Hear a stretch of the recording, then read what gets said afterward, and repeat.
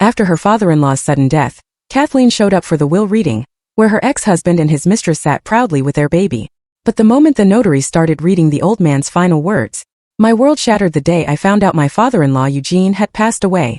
But nothing, absolutely nothing, could have prepared me for the gut-wrenching scene at the reading of his will, where my ex-husband sat with his mistress and their baby, utterly convinced they were about to inherit everything, until a single sentence changed everything. It was a September afternoon, and I was just finishing up a batch of my homemade jam. Rain was gently tapping against the window, washing over the yellowing leaves outside. My tiny kitchen was warm, filled with the sweet scent of sugar and fruit. I was sealing the last jar when the phone rang, so suddenly it made me jump. The jar slipped, crashing to the floor. My sticky fingers fumbled for the phone, an unfamiliar number lighting up the screen. Kathleen, a formal, dry voice said. This is Kenneth Burke, a notary. I'm calling with sad news. Eugene Burton passed away yesterday. Another jar crashed, shards flying. What do you mean, passed away? I whispered, gripping the table to steady myself. I just saw him last week. He looked perfectly healthy. He was talking about planting new saplings in the garden come spring. Heart attack, the notary said bluntly. It happened during the night. They couldn't save him. I sank into an old wooden chair, not even noticing I'd stepped on a sharp piece of glass. All I could see was Eugene's face, those deep wrinkles around his eyes that always deepened when he smiled, his neatly trimmed gray beard, that wise, attentive look. He had been more of a father to me than my own, especially after the divorce from Russell. He was the one person who never turned his back on me, even when his own son betrayed me. My condolences, the notary continued. I'm calling to invite you to the reading of the will. Eugene specifically requested that you be there. It will be held this Wednesday at 11 a.m. in my office. I jotted down the address, my mind a fog. Somewhere in that haze I could almost hear Eugene's voice. Don't be sad, Kathleen. We all go someday. What matters is what we leave behind. But I mean Russell and I trailed off, unsure how to explain that technically I wasn't part of the Burton family anymore. The divorce papers had never been signed, but we'd been living apart for over 2 years. Eugene was very firm about your presence, Kenneth replied with conviction. He also left a personal letter for you, which will be read after the official proceedings. And yes, I'm aware of your situation. Eugene made everything clear. After the call I didn't move. A sharp pain in my foot finally snapped me out of the daze. I'd stepped directly on a glass shard. I pulled it out, pressed a napkin to the wound, but that pain was nothing compared to what was going on inside me. I found myself thinking about the last time I saw Eugene. He called and asked me to visit. His voice had sounded the same, lively with that slight rasp, but there had been something else, something I couldn't quite place. I didn't come empty-handed. I baked him his favorite apple pie with cinnamon. We sat in his apartment, walls lined with bookshelves, an old clock ticking steadily. We drank tea from delicate porcelain cups, the kind his late wife, Olivia, used to collect. You know, Kathleen, Eugene had said, peering at me over his old-fashioned metal-framed glasses, you're the only one who remembers what kind of tea I like. Even Russell never paid attention. As long as it's strong, he's fine. But you always care about the little things. That's your strength. You notice what others don't. I blushed and brushed it off, said it was nothing, just good tea with bergamot. Nothing special. But he'd looked at me for a long time after that, studying my face like he was trying to memorize it. It felt like he wanted to say more but changed his mind. Instead, he started talking about his flowers, proud they'd bloomed so well that year. Now I couldn't stop blaming myself. Why didn't I ask? Why didn't I push him to talk? Maybe he knew his time was near. He was 73, still sharp and full of life, a true old-school gentleman. But his heart had always been the weak spot. 10 years ago, he'd had a pacemaker put in. He used to joke, now I'm a cyborg built to last. But the technology, it seemed, had failed him. The days that followed were a blur.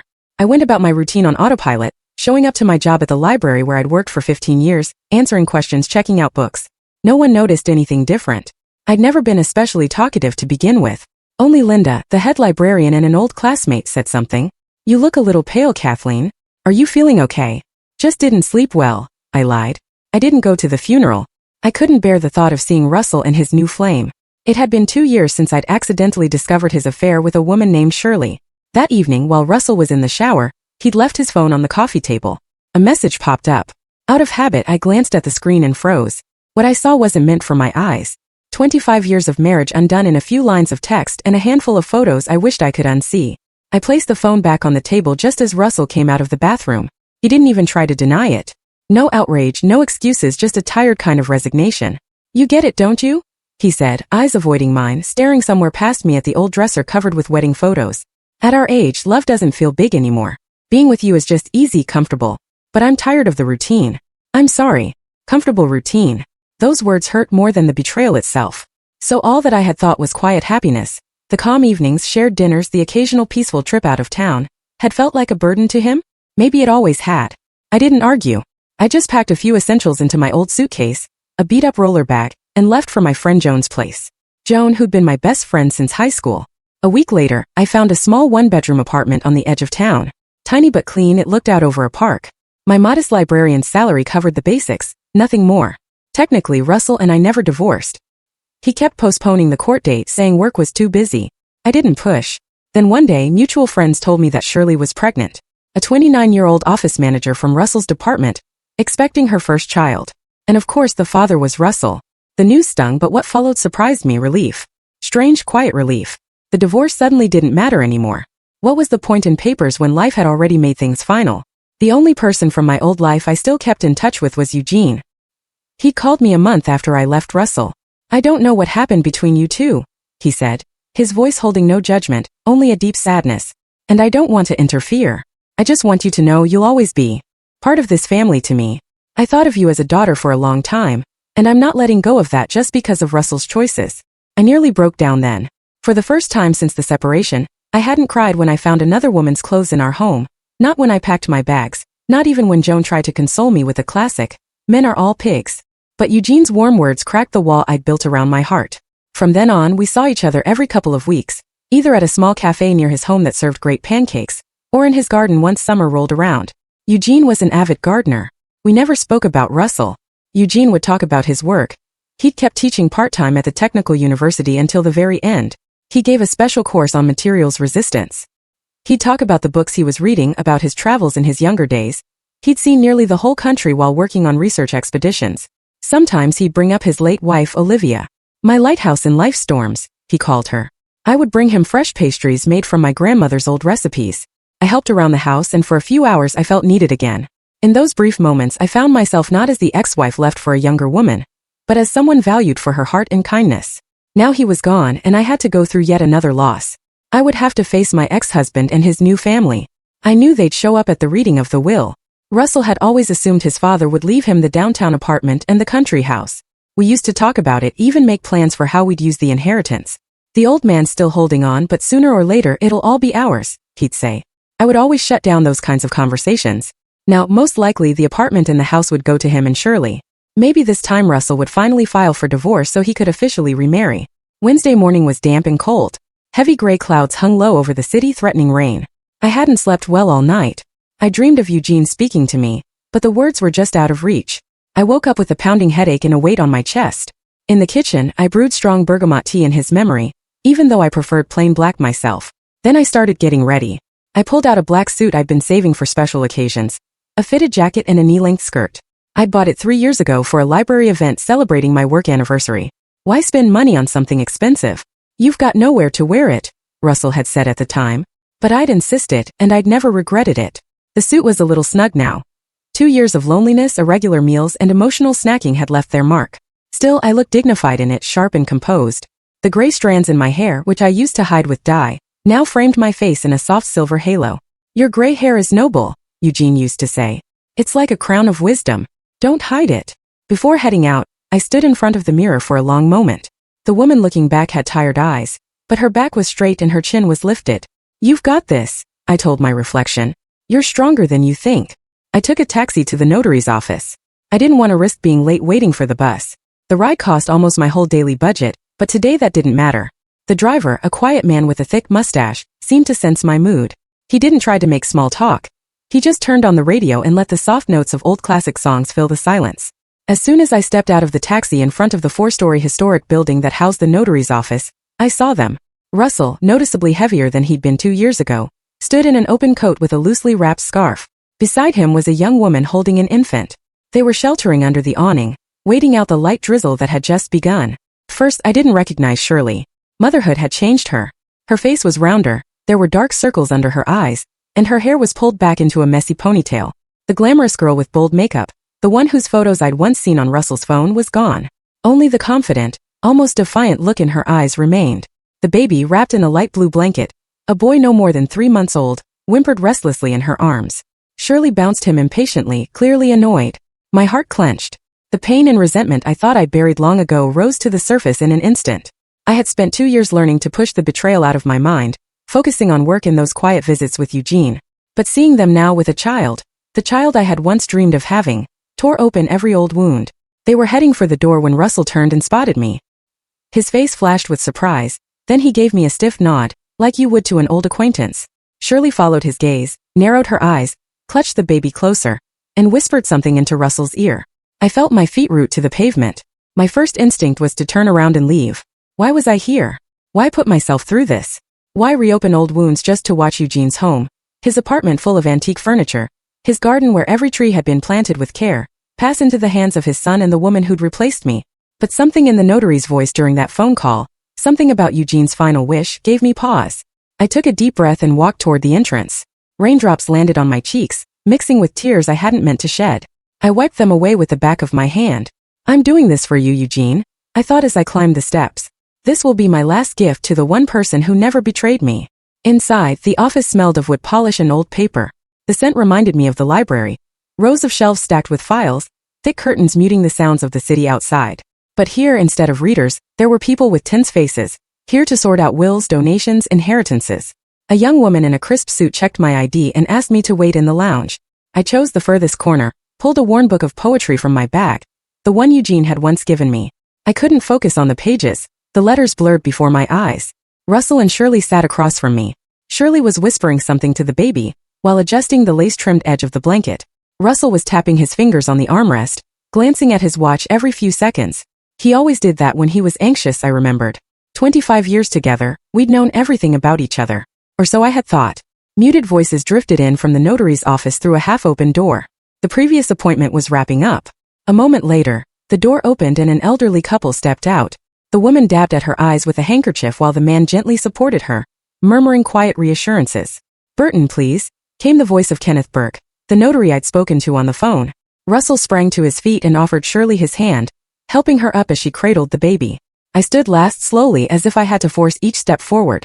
The notary's office was spacious, with high ceilings and a large oak desk where Kenneth sat. He was a slim man about 50 with sharp brown eyes and a neatly trimmed beard. With a simple gesture, he invited us all to sit and got straight to the point. "My condolences on the passing of Eugene Burton. We are gathered here today to read his last will and testament, which was written and notarized 1 month ago. 1 month ago. That was right after our last visit." I felt a lump rise in my throat. So he had known. He must have sensed it coming. "Let me formally introduce myself to those present," the notary continued. "Kenneth Burke, Notary Public. And now, if you would each introduce yourselves." "Russell Burton," Russell said with importance, "the deceased's only son." "Shirley Burton," Shirley chimed in quickly, even though I knew they weren't married. "Russell's wife." The notary raised an eyebrow but said nothing, simply jotting something down in his notes. "And you are?" he asked, turning to me. "Kathleen Burton," I said quietly. "Russell's wife." Shirley flinched and Russell flushed bright red. "Ex-wife," he snapped. "We've been separated for 2 years.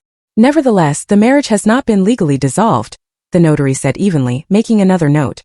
"Apologies for the personal question, but I must confirm this child," he nodded toward the baby. "Is he Russell's son?" "He is," Shirley replied, clearly offended. "Of course he is. His name is George. He's 3 months old. Has the birth been legally registered? Is there a certificate confirming paternity?" "Yes," she said, digging through her bag. "Here you go." The notary carefully reviewed the document, made another note, and returned the certificate. "Thank you. Now, let's proceed with the reading of the will." He pulled out several sheets from a folder, put on his glasses, and began to read in an official tone. "I, Eugene Burton, being of sound mind and firm memory, hereby declare this to be my last will and testament, made voluntarily.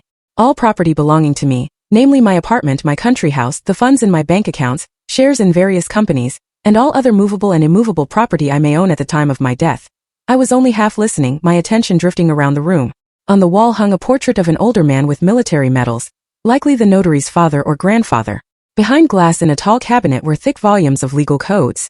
And on the windowsill a violet bloomed, just like the one Eugene had once given me for my new apartment. Shirley's eyes were locked on the notary's mouth. She bounced her leg impatiently, barely holding herself back from hurrying him along. Russell sat with a smug smile, clearly convinced he had nothing to worry about. "To Kathleen Burton, wife of my son." The notary's voice suddenly cut through the fog in my mind. What? Had I heard that right? Her. Kenneth paused, looked at me over his glasses and repeated. To Kathleen Burton, wife of my son. Silence fell over the room. Even the baby, who had been fussing, went quiet as if listening. There must be some mistake. Russell burst out, jumping to his feet. My father would never write that. He always said the apartment and the house were meant for me. Please calm down and take a seat, the notary said firmly. I haven't finished. There are additional provisions. Russell dropped back into his chair. His face flushed and blotchy. Shirley froze, clutching the baby so tightly he started to whimper again. In the event that Kathleen accepts the inheritance, the notary continued, I ask that she take care of my collection of books on art and history, either preserving it herself or donating it to the city's public library. If Kathleen declines the inheritance for any reason, then all the aforementioned assets are to be donated to the Children's Cancer Foundation. What? Russell shot up again. He disinherited me completely. That's impossible. Someone must have forged that will. The will was drafted according to all legal procedures, Kenneth replied calmly. Eugene was of sound mind at the time, as confirmed by a medical evaluation he personally arranged, anticipating potential disputes. His signature is notarized and witnesses were present. You are, of course, entitled to challenge the will in court, but I must inform you, the chances of success are low. Shirley suddenly broke into sobs, loud, choking cries. What are we supposed to do now? She wailed. Where will we live with the baby? We'll be out on the street. I sat in stunned silence. I couldn't believe what I was hearing. Eugene had left me everything. Why? Did he truly see me as a daughter, just as he'd always said? I'd like to add, the notary went on once Shirley had quieted down a bit, that Eugene left a personal letter which he asked to be read aloud to all present. It holds no legal power, but was his final wish. He pulled a folded sheet from an envelope and began to read. My dear Kathleen, if you're hearing these words, then I am no longer alive. Forgive me for the surprise and how I handled the inheritance, but this decision was not made lightly. You were never just my daughter-in-law. You became the daughter I never had. All these years I saw your kindness, your care, your genuine attention to me, and to all my odd little habits. Tears streamed down my cheeks. I didn't wipe them away. Let them see. Let them see how deeply I love this man, how grateful I was for everything. When you left Russell, I felt empty, not for his sake, for yours. I knew this day would come. Russell reminded me too much of myself when I was young. Self-centered, impulsive. I changed after meeting his mother, but Russell sadly never grew up. I knew about the girl, about the child on the way, and I saw how you suffered, even though you never once complained. Russell sat with his head lowered. His shoulders slumped as if weighed down by something invisible. I'm leaving you everything I have, not to punish my son, but because I believe you'll handle it wisely and with grace. I want to give you a new chance, a clean start, free from the shadows of the past. You may choose to sell the apartment and the house, move to another city. That's your decision. I only ask that you keep my books. They were my faithful companions throughout my life. Shirley had stopped crying, her face now twisted with fury. As for you, my son, the notary said, pausing to look directly at Russell, I hope this decision forces you to rethink your life. Everything you had came too easily from me. Maybe now, when you have to earn things on your own, you'll learn to value not just material things but the people around you. By losing Kathleen, you lost the most precious thing in your life. She was your guardian angel and you never even noticed. And now I'm afraid it's too late to fix anything. Stop it! Russell shouted, springing to his feet. This is a joke. My father didn't write this. You're in on it with her, aren't you? He jabbed a finger toward me. How much did she pay you to forge this will? Mr. Burton, Kenneth said coldly, I understand that this is upsetting, but I advise you to control yourself. All the documents are authentic, and you're only making things worse with baseless accusations. How could you? Russell turned to me, his eyes bloodshot. You planned this, didn't you? Wormed your way into his trust, turned him against me. 25 years together wasn't enough. For you, you had to take his inheritance too. Shirley tugged at his sleeve, glancing nervously at the notary. Calm down, Russell. Don't make a scene. We'll take it to court, right? We'll prove he wasn't in his right mind when he wrote this. We've got a baby. We need a place to live. I wiped my tears and raised my eyes. For the first time in 2 years I looked my ex-husband straight in the face, not with pain, not with anger, but with something closer to pity. I didn't turn him against you, Russell, I said softly. You didn't need any help losing his trust. You managed that all by yourself. I turned to the notary. Can I get a copy of the will? And the letter too, if possible. Of course, Kenneth nodded. I've prepared all the paperwork. You'll have 6 months to formally accept the inheritance. I'll walk you through everything. You'll regret this. Russell hissed as he stormed toward the door. I won't let it go. We'll take this to court. Shirley echoed his threat, rocking the baby who had started crying again from all the shouting. You won't get away with stealing what's rightfully ours. They slammed the door behind them as they left. Kathleen and the notary were alone. I'm truly sorry it went this way, Kenneth said after a moment of silence. Eugene warned me emotions would run high, but he was very sure of his decision. I don't know what to do with all this, I admitted honestly. I never thought he felt that way about me. If you need any advice on how to manage the estate, I'm always available, the notary said kindly. Eugene spoke of you with deep respect. I must admit, I envy that kind of bond. Thank you, I said with a faint smile. I think I'll go. I need time to think. Outside I didn't call for a cab. I decided to walk despite the rain. Drops drummed steadily on my umbrella, but I barely noticed. Eugene's letter kept echoing in my mind, revealing truths about my life with Russell that I hadn't let myself see before. I had never thought of myself as anyone special, certainly not a guardian angel. I'd always seen myself as an ordinary wife, not especially beautiful, not particularly talented, just there. But to Eugene it had all looked different. Lost in thought, I didn't notice at first that someone was following me. When I turned around I saw Russell. He was alone, no Shirley this time, soaked from head to toe, his hair plastered to his forehead. We need to talk, he said hoarsely, catching up to me. Kathleen, please just talk to me. I stopped, tightening my grip on the umbrella handle. The rain had grown heavier now, pounding in sheets. Streams of water rushed along the sidewalk, carrying fallen leaves into the gutters. Thunder rumbled in the distance. What is there left to talk about, Russell? I asked quietly, my gaze drifting not to him, but past him to the gray curtain of rain. I think everything's already been said. By your father. By you. By me. Just give me a chance to explain, he pleaded, sounding unlike the Russell I used to know. Let's go somewhere dry. That cafe across the street, maybe? I hesitated. Common sense told me to walk away now. Why reopen old wounds? Why listen to excuses? But something in Russell's lost expression, in the way he stood hunched, his soaked hair clinging to his forehead, made me nod. The cafe was nearly empty. An elderly couple in the corner were finishing their pastries, and a bored waitress wiped down tables. We sat by the window watching the rain blur the world outside. Russell ordered coffee and a brandy. I asked only for tea. You never cared for alcohol, Russell said with a crooked smile. I, on the other hand, have been drinking more than I should.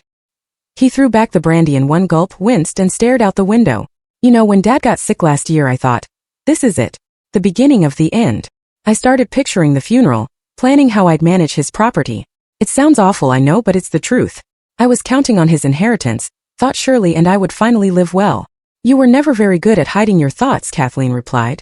Not even from your father. He probably saw right through you. Seems like it, Russell muttered with a joyless smirk. When he recovered from that first attack, I was disappointed. Sure, I was glad he was alive, but part of me had already started dreaming, renting out his apartment, spending the money on vacations. God, what kind of person does that make me? He buried his face in his hands. I said nothing. What was there to say? That it was okay? That I understood. But I didn't. Eugene had been like a father to me. The idea of benefiting from his death had never once crossed my mind. Then Shirley came along, Russell continued, regaining his composure. Young, fun, carefree. She looked at me like I was some kind of hero, and I fell for her hard like a teenager. You know, Kathleen, with you I always felt not enough. You were so proper, so composed. With her it was easy. I listened without interrupting. Oddly, the pain I'd expected to feel hearing about his new love never came. Just a deep fatigue and a strange hollowness. When she got pregnant I panicked, Russell admitted. I wanted her to get rid of it, but she held her ground, said either I married her or paid child support. And I gave in. Thought I'd divorce you, marry her, Dad would pass away, and we'd live happily ever after on his money. And what about love? I asked quietly. Didn't you say you were in love? Love. Russell laughed bitterly. There was passion, sure, but it faded fast. Especially once Shirley started bossing me around, demanding more and more. After the baby she completely lost it. One minute she wants a nanny, then a new coat, then a vacation in the tropics. My salary isn't endless, and Dad refused to give me anything, said I should take care of my new family on my own. The waitress returned with my tea and another round of brandy for Russell, which he'd ordered with a simple gesture. I wrapped my fingers around the warm cup, trying to chase the chill from my hands. You know, when you left I was relieved at first, Russell continued, knocking back the second glass. Thought, finally freedom. No more nagging about socks or dirty dishes. But then the house felt so empty, so quiet. I used to get annoyed when you played that classical music. Then I caught myself missing it. But you never called, I said. You didn't even try to get me back. Pride, Russell shrugged. And what would I have said? Sorry, honey, I made a mistake? You wouldn't have forgiven me anyway. And I didn't want to feel like even more of a failure. Then things got complicated with Shirley, with the baby. I thought it was a new life, a fresh start. And are you happy? I looked him in the eyes. Russell turned away. Happy? No. Shirley's not who I thought she was. She never saw me, just my wallet. And once she realized there wasn't going to be a fortune, once she figured out Dad wasn't funding my new life, well, you saw her today. You saw who she really is. Outside, the rain had finally stopped. A few scattered passersby hurried down the street, jumping over puddles. The cafe was warm and cozy, filled with the smell of fresh pastries. Russell looked at me with a flicker of hope in his eyes. What do you want from me, Russell? I asked directly. Why did you ask me to come here? He hesitated, gathering his thoughts. I want to ask you, maybe we could try again. I know I hurt you, but maybe it's not too late. 25 years together, that has to mean something, right? We had good times, didn't we? I looked at him for a long moment. This was the moment I used to dream about in those first painful months apart. Russell asking me to come back.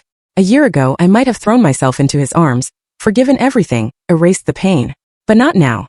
And what about Shirley? I asked. And the baby? It's over with Shirley. Russell waved it off. After today, she'll leave me, that's obvious. She's probably already looking for her next sponsor. And the baby? I'll pay child support, of course, maybe visit once in a while, but I can't live with her anymore. I don't want to. So you're just going to leave your son?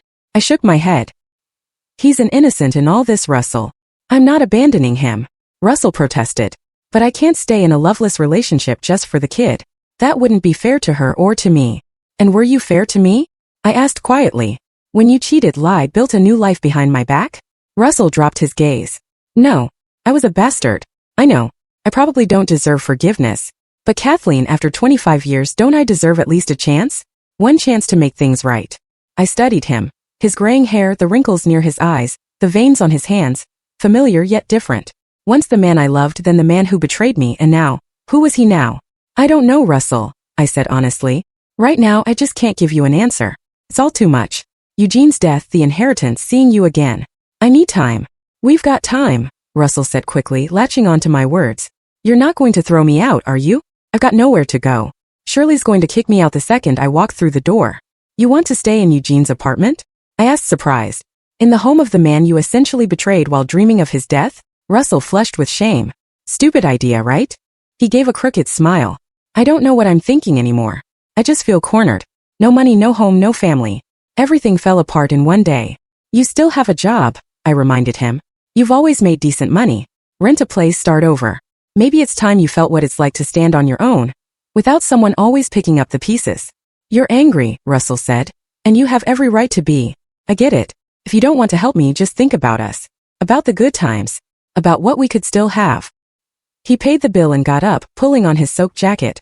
The rain had started again, lighter this time. I'll call you in a few days, he said, pausing. Maybe by then you'll know what to do with the inheritance. And with me. I watched him go, hunched over, older, lost. Once upon a time, I had loved that man with all my heart, would have given my life for him. Now, I watched him walk away with a quiet, almost indifferent gaze as he disappeared into the rain, forgetting to even open his umbrella. Back home, I stood under a hot shower for a long time, trying to wash away more than just the dampness, but the weight of the entire day. Eugene's words echoed in my mind. I want you to have a new chance, a clean start, free from painful memories. Maybe I really should sell everything, move away to a quiet seaside town, or maybe some peaceful little village where no one knew my name, where the past couldn't find me. Start fresh. Without Russell. Without memories. Without pain. The next day I called the notary. Hi, Kenneth. I'd like to talk about the inheritance, I said. Would you be available to meet tomorrow? Of course, Kathleen, he replied. I'll expect you at 10 o'clock in the morning. And I have something for you. Eugene asked me to share it with you personally, no one else. It's about a possibility he prepared especially for you. Intrigued, I hung up. What had my father-in-law planned? And why hadn't he told me about it while he was still alive? That evening Joan called, the same friend I'd stayed with after leaving Russell. How are you holding up? Joan asked without any small talk. I heard Eugene passed away. Did you go to the funeral? No, I exhaled. But I was at the reading of the will, and you won't believe it. I told Joan everything. About the inheritance, Russell and Shirley's reaction, and the strange conversation that followed. So now he wants you back, Joan said, scandalized. Now that you're a Richine? What a piece of work. And where was all this regret when he was chasing after his little plaything? I told you, didn't I? Don't trust him. All men are the same. They'll betray you the second they get the chance. Not all of them, I said softly. Eugene didn't. True, Joan admitted. Amazing how decent parents can have such disappointing kids. So, are you going to take him back? I don't know, I admitted. I don't feel anything for him anymore. No love, no anger, just tiredness. But still, it was 25 years of my life. It's not easy to just erase that. Just be careful, Joan warned. He's sorry now, but once he gets what he wants, he'll be chasing skirts again before you know it. After talking with my friend, I couldn't fall asleep for a long time. Russell's face lingered in my mind. How it had looked today, lost and pitiful, and how it used to look before the betrayal, warm, familiar, smiling. Could I ever love him again? Or even just live beside him without constantly remembering what he'd done? In the middle of the night, a phone call jolted me awake. The number was unknown. Hello. I answered groggy. That you bitch? Came a slurred female voice. You're the one who stole the inheritance. You think you'll get away with it? I swear I hung up. Surely. Probably had a few drinks and decided to let it all out. The phone rang again and again and again. I didn't answer. Eventually, I just turned it off. In the morning, as I was getting ready for my meeting with the notary, I found 3 voicemail messages. All from Shirley. All filled with threats and insults. I need to change my number, I thought as I deleted the recordings. The notary greeted me with a warm smile. Good morning, Kathleen. I'm glad you came. I have something interesting for you. Eugene not only left you the inheritance, he also planned ahead for your future. For my future? I asked, settling into the chair across from his desk. What do you mean? Kenneth pulled out a thick envelope sealed with wax. Eugene was a very thoughtful man. He began, smoothing the envelope on the desk. He understood that receiving an inheritance is one thing, but knowing how to use it wisely is another, especially for someone who's never handled that kind of money. I nodded, even just thinking about the value of what I'd inherited. An apartment in the city center, a country house, a car, stock investments, was enough to make me dizzy. I'd never managed anything close to that. He left you, let's say, a guide, Kenneth continued, breaking the seal. He didn't want this included in the official will, said it would seem too pushy, but he was very clear about making sure you got it. He pulled out several pages written in Eugene's familiar, neat handwriting. This letter, you can read it in your own time, Kenneth said, handing me the papers. And this, he added, placing another document on the table, is for a property in Seabrook Bay. A small 2-story house on the edge of town, 5 minutes from the sea, and a plot of land next to it. Seabrook Bay. I asked in surprise. But Eugene didn't own property there, as far as I knew. He bought it 2 months ago, Kenneth explained, specifically for you. He explains why in the letter. I unfolded the pages and began to read. Eugene's handwriting brought a fresh wave of grief. He was gone. There would be no more letters, no more long tea time chats, no more wise, quiet advice. My dear Kathleen, Eugene wrote, if you're reading this, then you already know about my decision to leave everything I own to you. By now, Russell is probably trying to win you back. I know my son well, but I want you to remember you deserve more. I bought you a house in Seabrook Bay.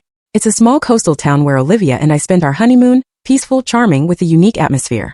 The people are kind, the air is fresh, and the sunsets over the sea are unforgettable. On the ground floor of the house, you'll find the perfect space to create something you've always dreamed of. A small cafe. I remember you once told me how in your younger years you wanted to open a little pastry shop. Well, now you can. The space is already set up with everything you'll need. I made sure to think through the details. Please don't feel like I'm trying to dictate your future. You're free to do whatever you wish. You can sell everything and buy a place downtown, invest in a business, or simply put the money in the bank and live off the interest. But I wanted to give you a chance, a real chance to start over, far from the past, far from Russell, far from everything that ever caused you pain. In this envelope, you'll also find the contact details of my old friend, Jack Casey. He lives in Seabrook Bay, knows about the house, and will help you get settled if you choose to move there. Let me say it again. This is just an offer, not an obligation. I only want you to know there is a place where you can begin again, with no baggage, no painful memories. Be happy, my dear. You deserve it more than anyone. Yours, Eugene. I finished reading the letter, not bothering to hide my tears. He had known me so well, understood me so deeply. In my youth, long before I'd met Russell, I had truly dreamed of opening a little pastry shop, baking cakes and cookies from my grandmother's old recipes. But life had taken a different turn. Marriage, work at the library, daily responsibilities. And the dream remained just that, a dream. He told me about that house, the notary said quietly. Said it was the perfect place for a fresh start. Especially for a woman as gifted as you. Gifted? I looked up at him through teary eyes. No, Eugene was exaggerating. I'm just an ordinary woman, nothing special. He didn't think so, Kenneth said gently.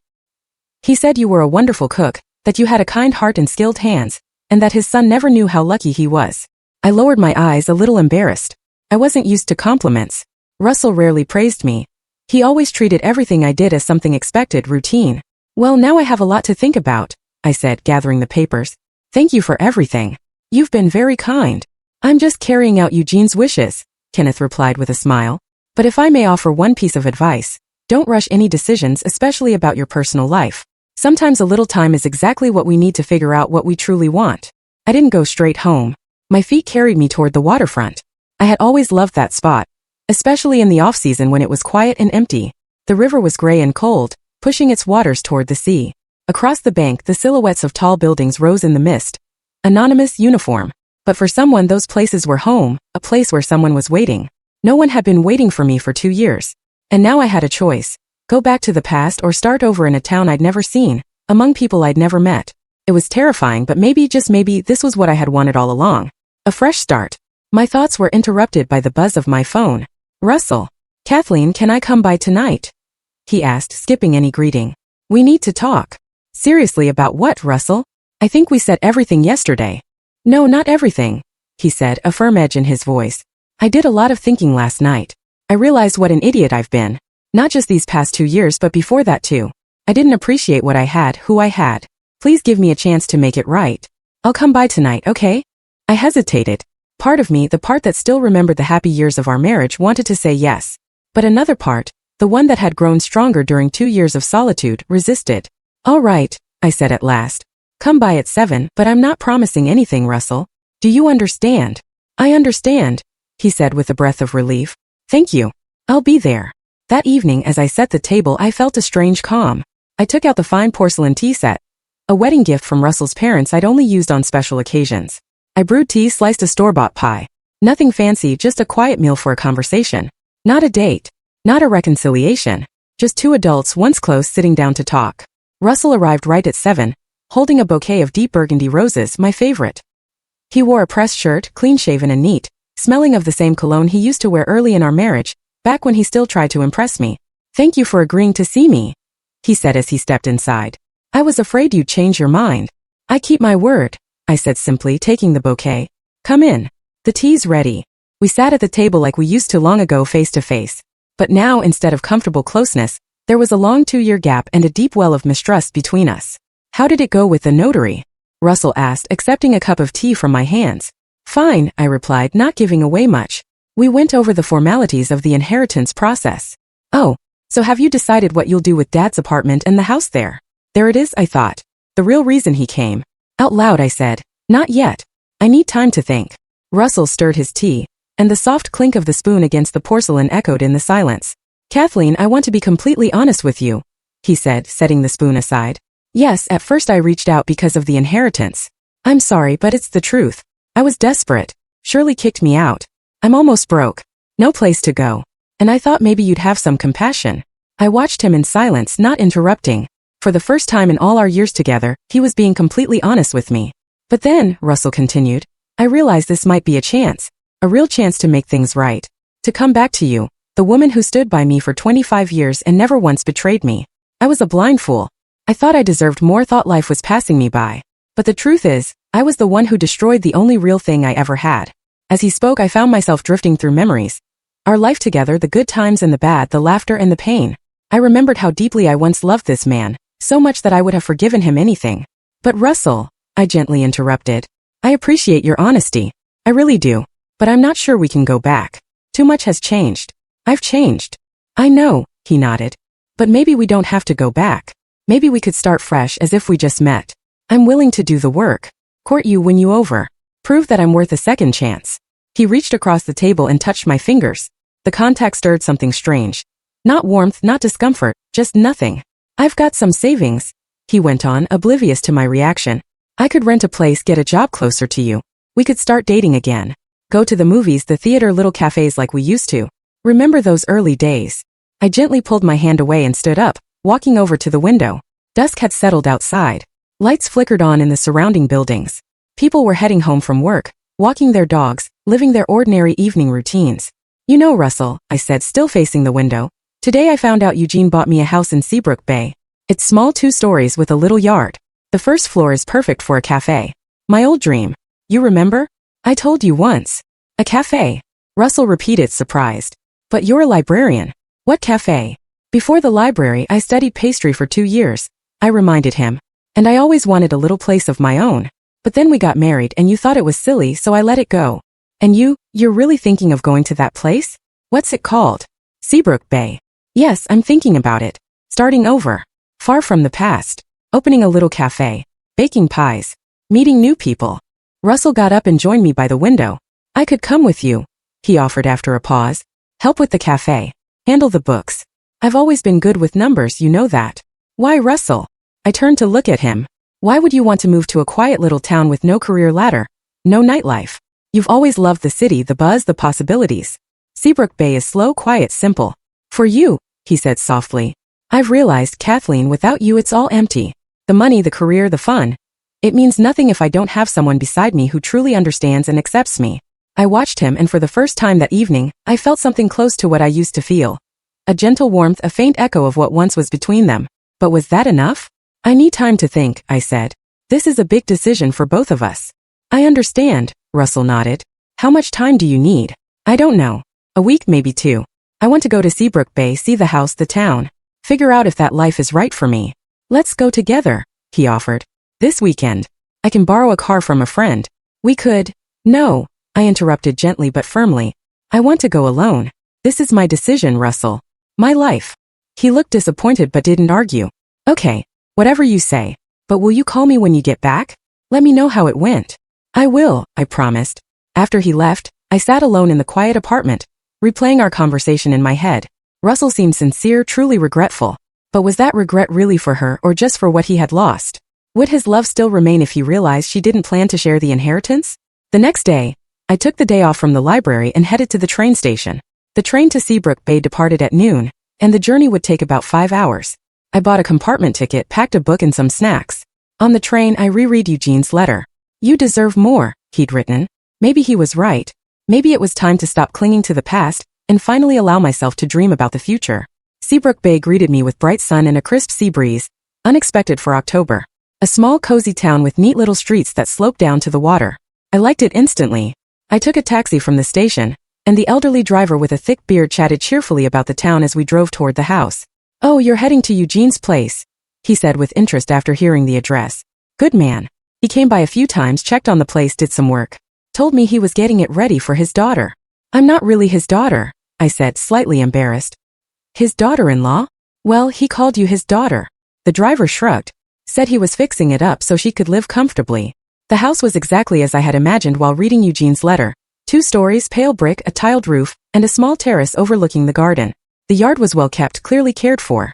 The trees had already shed their leaves, and the flower beds sat bare, waiting for spring. I opened the gate and walked down the colorful tiled path toward the door. The notary had given me the keys, but still I felt like an intruder, as if I were entering someone else's world without permission. Before I could even reach for my keys, the front door swung open. A kind-looking older man stood in the doorway, wearing a hand-knit sweater and old-fashioned horn-rimmed glasses. Kathleen, he asked with a warm smile. I've been expecting you. Jack Casey, Eugene's friend. Come on in, don't stand in the doorway. I stepped inside, hesitant. The hallway smelled of fresh bread and dried herbs. I've made some tea, Jack said, helping me out of my coat. You'll want something warm after that trip. Even down here in the south, that sea breeze cuts right through you.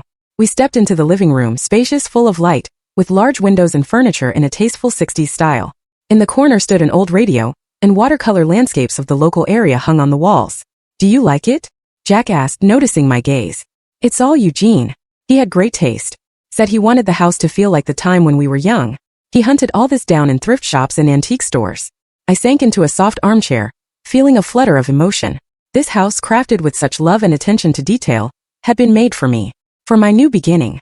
Tell me about Eugene, I said, accepting a fragrant cup of tea from Jack. How long did you know each other? Since college, Jack smiled. Over 50 years. We studied together, then worked together for a while until life took us in different directions. I settled here, he stayed in the city, but we always kept in touch. Letters, phone calls, and when those new apps came along we started talking more often, video calls and all that. And he talked to you about me? I still struggled to believe I'd meant that much to my father-in-law. All the time, Jack nodded. He always said, my Kathleen this, my Kathleen that. He was so proud of you, especially your baking.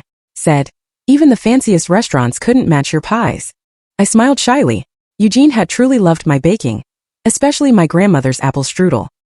He often complained that his son didn't appreciate you, Jack continued, speaking with candid old man honesty. Said, Russell doesn't know how lucky he is, chases after skirts and leaves a real treasure at home. Forgive me if I'm overstepping. It's fine, I shook my head. That's all in the past. Exactly. In the past. Jack brightened.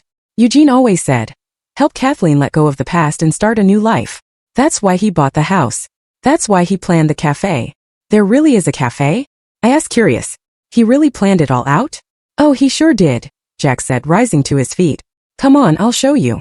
We went downstairs to a large open space with floor-to-ceiling windows facing the seaside promenade. Inside, the place was already set up. Cozy tables and chairs, a bar counter. In one corner stood a professional espresso machine, and vintage photographs of the town adorned the walls. Everything's ready, Jack explained as he walked me through the space. The kitchen's fully equipped. Ovens, mixers, refrigerators. Eugene consulted with pros to make sure everything was top-notch. Over there, he pointed to a glass display case, was meant for pastries. And here, he gestured toward a nook with soft armchairs and shelves of books. This was going to be a reading corner. He said you loved books and wanted to combine that with the cafe. I looked around and suddenly the vision came to life in my mind. Morning light flooding the room, the smell of fresh pastries, soft music playing, people chatting quietly over coffee. My dream thoughtfully, lovingly brought to life by someone who truly wanted me to be happy. This is incredible, I said, my voice trembling with emotion. I don't even know what to say. Just say you'll accept the gift, Jack smiled. And that you'll be happy. That's all Eugene ever wanted. I slowly walked the room again, running my fingers lightly across the countertop, the backs of the chairs, the spines of books on the shelves. You know, I said softly, I think I'm starting to understand what Eugene meant when he talked about a fresh start. This place, it feels like it was made just for me. As if he knew me better than I knew myself. He did, Jack nodded. He noticed everything, remembered everything. And more than anything, he wanted you to find your place, your home. We spent the rest of the day exploring the house. It was spacious and full of light, with big windows and a carefully curated interior. The second floor was fully residential. A bedroom, living room, study, and a bathroom with a large clawfoot tub.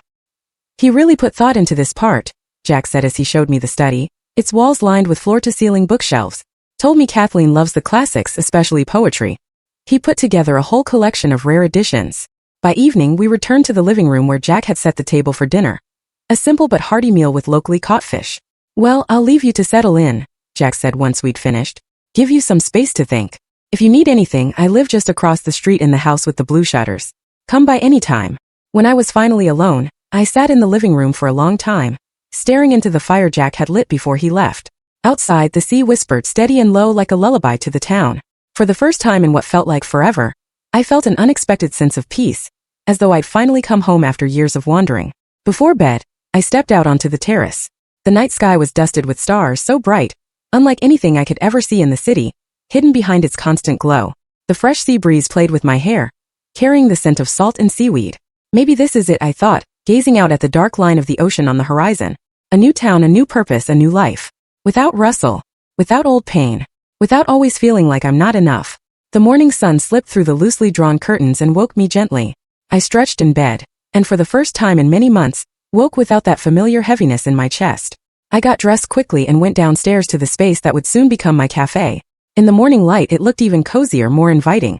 I walked into the kitchen, opened the cabinets, checked the appliances. Everything was new, gleaming, ready to be used. On one of the shelves, I spotted a worn notebook. Opening it, I instantly recognized Eugene's handwriting. The title on the first page read, Recipes for Kathleen's Cafe. He had filled it with dozens of recipes, from classic pies to elegant French pastries. Next to some were personal notes. Kathleen likes this with extra cinnamon. Add more raisins. Don't forget the lemon zest. He had remembered every little detail of my baking preferences, every small secret I'd shared during our tea time conversations. I ran my hand over the pages and tears welled up in my eyes. But they weren't bitter this time. They were soft, cleansing. Eugene was gone, but what he left behind wasn't just material. He had given me a real gift. The chance to start over, to bring back to life a dream I'd buried long ago under the weight of daily responsibilities and disappointments. I spent the entire day walking around town, strolling the waterfront, meeting neighbors, visiting local shops and cafes, taking mental notes, observing the pace of service, the friendliness, the charm. Seabrook Bay was exactly as Eugene had described. Quiet, comfortable, a place where everyone seemed to know each other, and where even strangers were greeted with warmth. That evening, sitting on the terrace with a cup of tea in my hands, I made my decision. There would be a lot to figure out. I'd have to resign from my job, arrange the move, handle the legal side of opening the cafe. But I knew this was the right path. My path. One question remained. What to do about Russell? I had promised to call him after the trip, to share my impressions. But what could I say? That I was leaving for good? That I was starting a new life without him? Or should I give him the second chance he asked for? I pulled out my phone and dialed his number. Kathleen. Russell's voice lit up with genuine relief. I was starting to worry. How are you? How's Seabrook Bay? It's wonderful, I answered honestly. The town is lovely and the house, it's incredible. Eugene thought of everything. So have you decided to move there? He asked carefully. I took a deep breath. Yes, Russell. I'm staying here. I'm going to open the cafe, just like I once dreamed. There was a pause. I understand, Russell said at last. And I'm happy for you, truly. You deserve a fresh start. Thank you, I replied, grateful for his understanding. And what about us? The question I had expected and feared. My second chance? I closed my eyes, collecting my thoughts. Images of our life together flashed through my mind. Happy moments, painful disappointments, young love, and the quiet drift into distance. You know, Russell, I began slowly. I've thought about it a lot. About us. About what you said, starting over.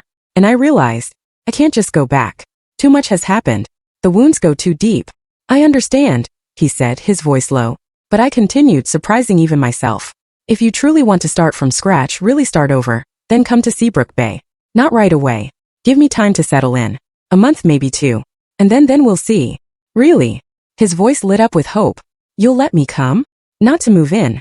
Not to pick up where we left off, I said firmly. To start fresh. To see if there's anything left between us besides habit and shared history. To meet again as new people in a new place, without the past hanging over us. I agree, Russell replied quickly. On your terms. And one more thing, I cut in. I want you to know I'm not doing this because I'm afraid of being alone, or because I can't live without you. I can. I've learned how to be on my own and I like it. But I also believe that 25 years is too much to throw away without at least trying to save what might still be saved. Of course there's anything left to save. Thank you, Russell said simply, for the chance. I'll do my best not to waste it. After the call, I sat for a long time on the terrace, staring at the star-filled sky. Had I made the right decision? Giving Russell this chance? Would it have been better to leave the past behind and cut all ties for good? But something deep within told me this was the right choice. Not because I still loved him, not because I needed him, but because I wanted to close that chapter of my life without regrets, without wondering what could have been if they had just tried once more. Above the sea, the sky sparkled with stars, and the gentle breeze carried the scent of salt and something else. Freedom. A new life, I thought, breathing in deeply. My new life. 2 months passed. I stood at the window of my cafe, watching as the first customer settled into the cozy chairs. Morning sunlight flooded the room with soft light, glinting off the polished espresso machine. The air was filled with the warm scent of fresh pastries. Today, I had made my grandmother's apple strudel and honey spiced cookies. The cafe had opened a week ago. A quiet but heartfelt event. Nearly all the neighbors came. Jack gave a touching speech about Eugene and his dream for me. The local newspaper ran a small article about a new cafe filled with the scent of home. Since then, every morning began with joyful bustle. Mixing dough, prepping fillings, arranging fresh flowers on the tables. I marveled at myself. Where had all this energy come from? Not long ago, I had felt like a tired woman approaching retirement. And now I felt 10 years younger. The gray streaks in my hair shimmered silver, but the lines around my eyes had softened, and my gaze had come alive again. The move turned out to be much easier than I'd expected. I rented out my city apartment to an elderly couple, both retired professors, quiet and respectful. I left my job at the library, saying warm goodbyes to my colleagues who promised to visit me in Seabrook Bay. With Jack's help, I handled all the paperwork for the cafe, found reliable food suppliers, and hired an assistant, Evelyn, a retired elementary school teacher from town. Getting the house in order didn't take long either. Eugene had thought of everything down to the smallest detail. I just added a few personal touches. Framed photographs, vases filled with dried flowers, embroidered pillows on the couches. And of course, I brought my beloved library, hundreds of books collected over a lifetime, from tattered old volumes to modern paperbacks. I made a few changes to the cafe as well. A small stage in the corner now hosted local musicians on Friday nights, playing jazz and old classics. A book exchange shelf invited customers to leave a book they'd finished and take something new. And most importantly, my grandmother's menu recipes. Dishes I'd grown up with, filled with warmth and memory. Business was going well. Maybe not as profitable as a cafe in a big city, but enough to make me feel proud of my work. The regulars brought me the most joy. Elderly ladies who came for morning tea, young mothers with strollers who stopped by after their walks, and local intellectuals who hosted poetry readings and book nights in the cafe. The bell above the door jingled. A group of weekend tourists stepped in. I welcomed them with a warm smile. As I took their order, I thought, 10 years ago, working at the library, I used to be shy about talking to strangers. Now I found myself enjoying it. Every visitor brought a new story, a fresh perspective, a little piece of the larger world. Russell was supposed to arrive today. Over the past 2 months we'd spoken a few times, brief, practical conversations. He told me he'd found a new job, rented an apartment, and sorted out child support for his son. He said he'd been rethinking a lot, learning to handle things on his own without expecting someone else to fix everything for him. I didn't know what to expect from this visit. Would I ever be able to trust him again? To open my heart? Or would we simply remain two kind acquaintances with a shared past? Either way, I was grateful for the time alone. 2 months of solitude had given me the chance to understand myself, to figure out what I really wanted from life. By lunchtime, the cafe was buzzing. Evelyn barely kept up with the orders while I worked my magic in the kitchen, stirring fresh soup, pulling a new batch of pies from the oven. And then, through the clatter of dishes and the hum of conversation, I heard a familiar voice. "Hi there. Could I get a cup of coffee and a slice of apple pie?" I peeked out from the kitchen. There he was sitting by the window, Russell, wearing a navy sweater, a neatly trimmed beard, something new he'd grown in the past few months.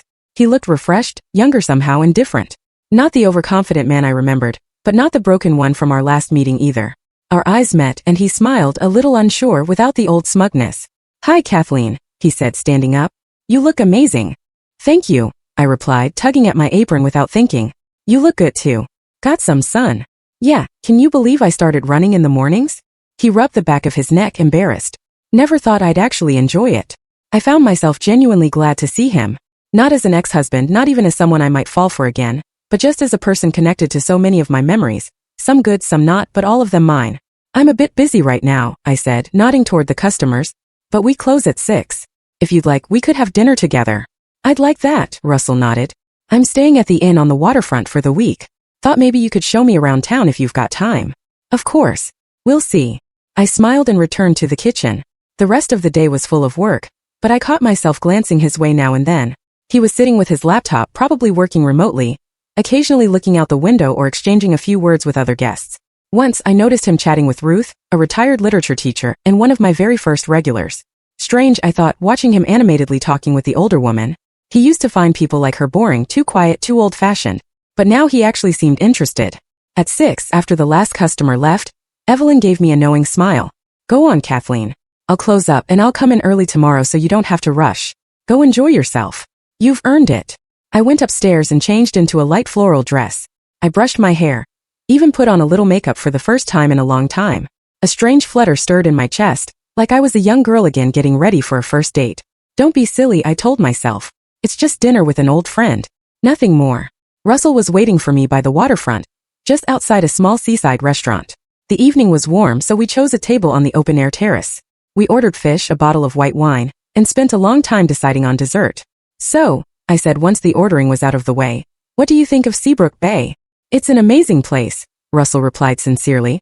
"Quiet, peaceful, but still full of life. And the people, they're different. Not so obsessed with careers and money like back in the city." "Yeah, that's what I like about it too." I nodded. "Here you can just live. No endless race for something you can never quite catch." We talked about the town, the cafe, my new circle of friends. Then Russell told me about his new job. He'd started consulting for a construction company, working on restoration projects for old buildings. "Can you believe it? They actually valued my architecture degree." He laughed. "The one I got 30 years ago and barely ever used.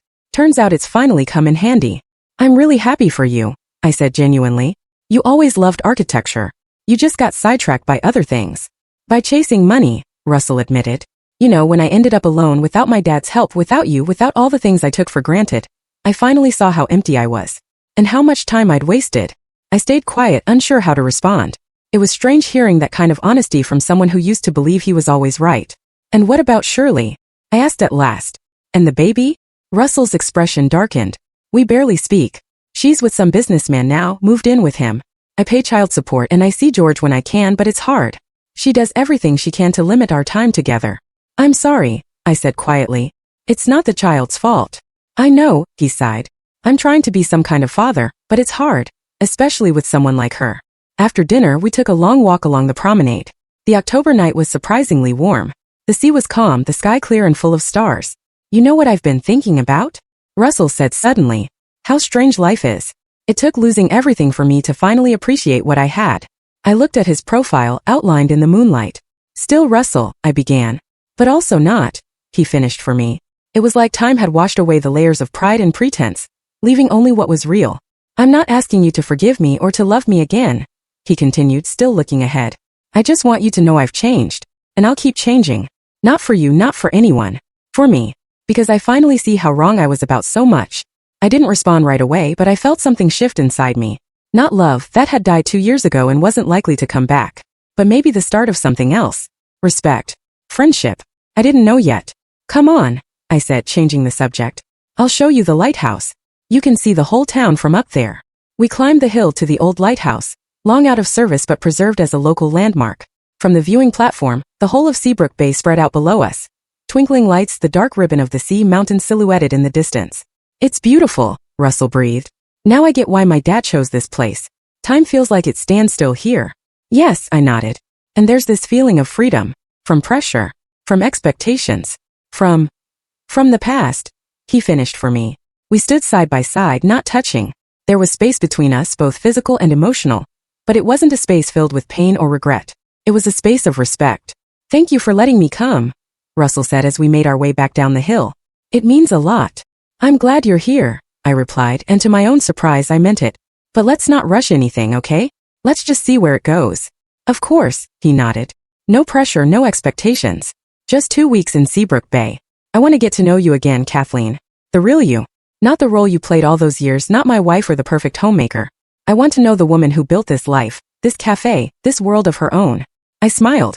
For the first time in a long while I felt seen. Not as part of something, not as a role to fulfill, but as a whole person with her own dreams, desires, and ambitions. So tomorrow then? I asked as we reached my house. I could show you around town. There's a great little fishing museum and an old church up on the hill. I'd love that, Russell said with a smile. And thank you for everything. He didn't try to kiss me or pull me into a hug, just brushed my hand lightly with his fingers. A brief, almost weightless touch. Then he turned and walked off toward the inn. I went upstairs, changed into something comfortable, and stepped out onto the terrace. The sea murmured in the dark, stars sparkled overhead, and inside me there was a rare steady calm. Not excitement, not happiness, but peace. Deep as the ocean, clear as the night sky. Maybe I thought this is what a new beginning really feels like. Not running from the past, but accepting it. Not just changing the scenery, but changing from the inside out. With that thought, I went to bed, feeling for the first time in ages no worry, no fear about tomorrow. Whatever the future held, I was ready to meet it with an open heart. The week passed quickly. Every morning I worked at the cafe. In the afternoon, once Evelyn took over, I met up with Russell. Together we explored every corner of Seabrook Bay. The narrow streets of the old town, the fishing docks, the church on the hill, the maritime museum filled with centuries of local history. Russell turned out to be a thoughtful listener and keen observer. He jotted down interesting facts, took photos of architectural details, chatted with locals about the history of different buildings. I was surprised to find myself drawn to his new curiosity. He used to look at historic places only in terms of profit. How much could a building fetch if restored and sold? Now he seemed genuinely interested in the stories, the spirit of the place, its connection to time. One day we took an old bus to a nearby village where a partially ruined 19th century manor stood by a quiet lake, surrounded by ancient trees. Can you imagine how many stories these walls hold? Russell said thoughtfully, running his hand along the cracked plaster. People lived here, loved here, suffered, celebrated. And now all that's left are these stones and the memories, I added. Locals still tell stories about this place, Jack said.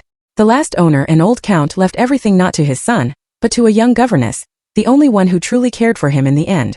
Just like Eugene, Russell said quietly, a flicker of guilt in his eyes.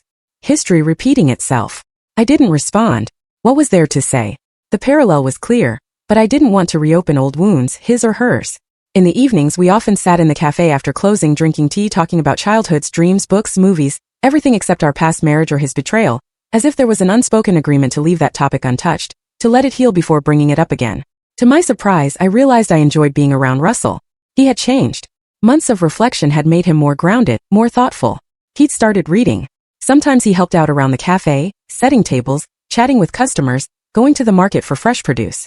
At first, Evelyn eyed him with suspicion. I had told her the story, and Evelyn was ready to protect me from this man, to guard the poor woman from being hurt again. But over time she softened, especially after Russell fixed the temperamental coffee machine that even the local repairman couldn't handle. Midweek, something unexpected happened. A drunken man stumbled into the cafe. He was big, smelled strongly of cheap alcohol, and immediately demanded food in a loud, slurred voice. He called the waitress a country hick and started bothering the girls at the next table. I, standing behind the counter, froze. Nothing like this had ever happened in my cozy little cafe. But Russell, sitting quietly in the corner with a book, stood up right away and walked over to the man. "Sir, you're disturbing the customers," he said with quiet confidence. "I'm going to have to ask you to leave." "And who the hell are you?" the man sneered. "Some kind of hero you think you can." Whatever he was about to do to Russell, no one would ever know because just then the sheriff walked in, a gray-mustached man in uniform who sometimes stopped by for a cup of tea. "Acting up again, Troy?" he asked wearily. "Come on, let's step outside and get you some fresh air." I exhaled with relief as the door closed behind them.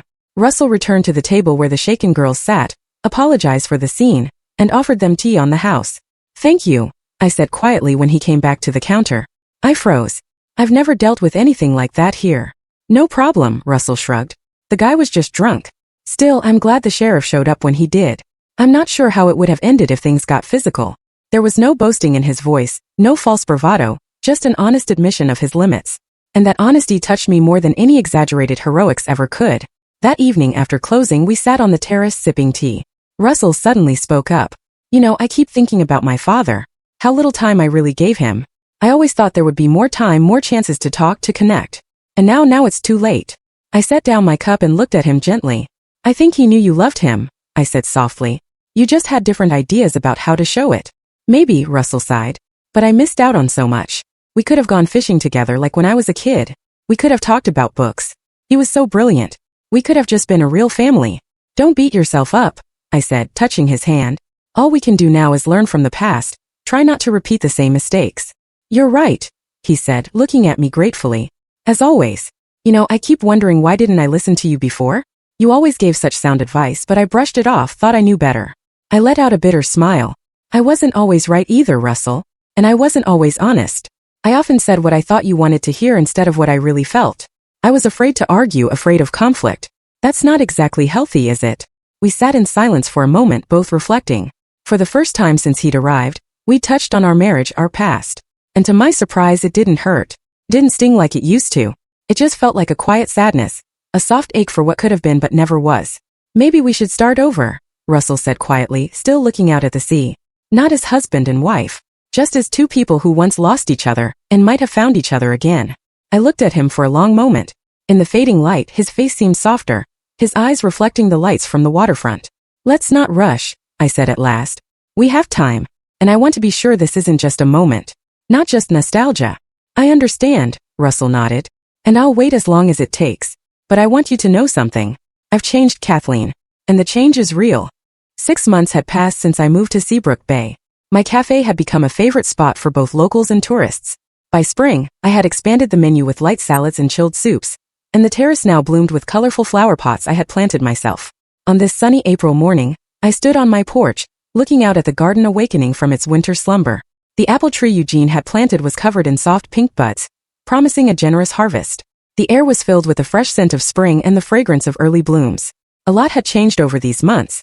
The cafe had grown into a true cultural hub for the town. It hosted poetry readings, baking workshops for kids, and meetings of the local history club. I had found more than a place to live. I'd found a real home and a community of kindred spirits. After that first week in Seabrook Bay, Russell had returned to the city, but he hadn't disappeared from my life. We spoke on the phone almost every day, sharing updates and thoughts. He had visited twice. Once for Christmas and again in March for my birthday. And each visit brought not tension or pain, but a quiet joy. The kind you feel when reconnecting with someone who has become, what? A friend? A familiar presence? I still hadn't defined what he was to me now. During his last visit, we had walked along the shore for hours, watching the last patches of snow melt under the spring sun. "I got a job offer here in Seabrook Bay," Russell had said. "The local council's launching a historic restoration project, and they're looking for specialists. Jack recommended me. He even showed them my notes on that old estate." "And did you say yes?" I asked carefully. "I wanted to talk to you first," he said, looking at me. "Seriously, would you be okay if I moved here? I know you've built something new, your life, your world. I don't want to intrude if you're not ready for that." I had taken my time before answering. Was I ready for Russell to become part of my new life? Would old wounds reopen? Would the past start repeating itself? "You know," I finally said, "I think it's a great opportunity for you. You've always loved architecture. It's your calling. As for us, let's just take it one day at a time. We've both changed. Maybe now we have a chance to really get to know each other." He had hugged me then for the first time in all those months. Not urgently, not with expectation, just a quiet, gentle embrace. And I felt the steady beat of his heart. There was no pretense in it, only gratitude and quiet joy. Now, standing on the terrace watching the garden come to life, I wondered what lay ahead. Russell was arriving today for good this time with his things, ready to start work on the restoration project. He had rented a small apartment in the center of town, insisting on it even when I offered him a room in my home. "Let's not rush," he had said, and I was grateful for the understanding, for the respect he showed my space. I headed down to the cafe. It was time to get ready for opening. Time to knead dough for the morning pastries, brew the first pots of coffee, place fresh flowers on the tables. These familiar, beloved rituals were now the rhythm of my new life. The day flew by in a whirl of activity. By evening, when the rush had quieted, the door opened and there stood Russell, a travel bag slung over his shoulder, a bouquet of wildflowers in his hand. "Hey," he smiled. "I'm home." I stepped out from behind the counter and walked over to him. In his eyes I saw something that had been missing for so long in our relationship. Genuine admiration, respect. Not condescension, not possessiveness, but true respect for me as a person, for my choices, for my new life. "Welcome," I said simply, taking the flowers. "How was the trip?" "Good." He looked around. "It's so cozy in here. And it smells amazing. Fresh croissants with cherry jam." I smiled. "Your favorite." "Remember?" "I do." His eyes softened. "You always remembered the little things. And I never appreciated them." "That's the past," I said gently. "This is a new time. A new us. Sit down. I'll make you some tea." We sat by the window sipping tea, talking about the future. His new job, my cafe, the idea of working on something together. Outside, the sky darkened, street lamps flickered on along the waterfront, and something lingered in the air. Not passion, not excitement, but something deeper and more real. "You know, I think about Eugene a lot," Russell said suddenly, looking at the photo on the mantel, one I had placed there. "How wise he was. It's like he knew everything would turn out exactly like this." "He always saw more than we did," I nodded. "He used to tell me, life isn't a straight road. It's a maze. Sometimes you have to hit a dead end to figure out which way to go next." "A wise man." Russell lifted his cup in a quiet toast. "I just wish I realized that sooner." "It's not too late," I smiled softly. "It's just in time for a new chapter." When the cafe closed, we walked up to my terrace. The spring night was warm, the sea breeze light, and the air filled with the scent of lilacs from the neighbor's garden. "I'm so grateful you let me back into your life," Russell said quietly, standing beside me at the railing. "Even if it's just as a friend." "There was a time," I said, "when I thought I'd never be able to forgive you, that the pain and resentment would never leave me. But then I realized clinging to the past only keeps you from having a future. So I let it go. You've always been stronger than me." He turned toward me. "Wiser, deeper. I just didn't see it. Or maybe I didn't want to see it because it made me feel small." I shook my head. "It's not about strength or weakness, Russell. We all have our own path, our own lessons. And I think we've both finally learned ours." We stood side by side, looking out at the city lights and the dark, still sea beyond. We didn't touch, but a new kind of closeness formed between us. Not physical, but something deeper. Understanding, acceptance, respect. "What happens next?" Russell asked, breaking the silence. "I don't know," I answered honestly. "Let's just live day by day. No pressure, no expectations. And maybe we'll find something new," he finished for me. "Something real." I nodded, and for the first time that evening, I reached for his hand. Just like that. No promises, no hidden meaning. And in that small gesture, there was more truth than in all the passionate vows of our past life. The next morning, I woke with an unfamiliar sense of peace and lightness. Bright spring sunlight streamed through the curtains, and birdsong drifted in from the garden. I walked to the window and saw Russell out there, kneeling among the strawberry beds I had planted last fall. He was carefully pulling weeds, leaving the tender green shoots untouched. Symbolic, I thought, clearing out what's overgrown and unwanted to make space for something new and alive. I went downstairs, brewed a pot of tea, and carried 2 cups out into the garden. "Decided to lend a hand?" He gave a sheepish smile as he took a cup. "Noticed yesterday the weeds were starting to take over the strawberries." "Thank you," I nodded, sitting beside him on the bench. "Evelyn and I kept meaning to get to it, but there's always something else." We sipped our tea in silence, watching the garden slowly wake up, listening to the distant sound of the sea. And in that moment I felt it. I had come home. Not in the physical sense, I had been living in Seabrook Bay for half a year now, but in my soul, in my state of being. A calm acceptance. A readiness for whatever the future held. "Thank you, Eugene," I said silently, gazing up at the sky. "You knew this would happen. That your final gift wasn't just a matter of property, but a new beginning for both of us." And I could have sworn the soft breeze that swept through the garden whispered back, "Live happily, Kathleen. You've earned it." And I knew I would. Not because Russell was there again. Maybe our relationship would grow into something new, or maybe we would remain close friends. It didn't matter. What mattered was that I had found myself again, not in someone else's eyes but in my own heart.